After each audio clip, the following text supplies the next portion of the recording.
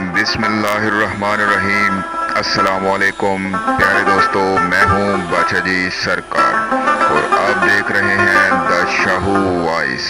آئیے چلتے ہیں آج کی ویڈیو کی طرف۔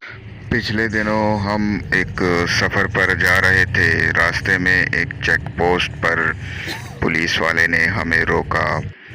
نام پتہ پوچھنے کے بعد اس نے میرے ہاتھ میں انگوٹھیاں دیکھیں تو پوچھا کہ شیعہ ہو کہ سنی۔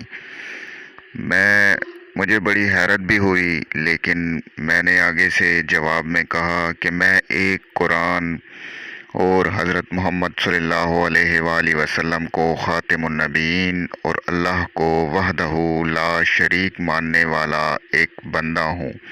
نہ ہی میں شیعہ ہوں، نہ ہی میں سنی ہوں۔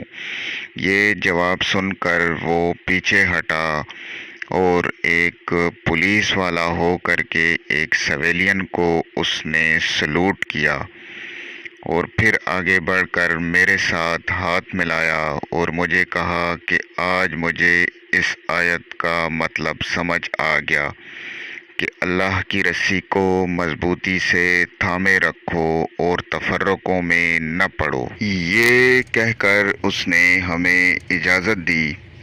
تھوڑا آگے چلے تو میں نے اپنے دوستوں سے کہا کہ سب سے افضل ترین جو مقام ہے وہ مقام بندگی ہے، اور اس کی دلیل یہ ہے کہ ہمارے نبی پاک صلی اللہ علیہ وآلہ وسلم کے بارے میں ارشاد ربانی ہے کہ وہ اللہ کے رسول اور بندے ہیں۔ بندے کا لفظ استعمال کیا گیا ہے۔ نہیں تو اسلام کی ابتدا میں دو ہی فرقے تھے، ایک لا الہ الا اللہ محمد الرسول اللہ صلی اللہ علیہ وآلہ وسلم کا اقرار کرنے والے، اور دوسرے اسی کلمہ لا الہ الا اللہ محمد الرسول اللہ صلی اللہ علیہ وآلہ وسلم کا انکار کرنے والے۔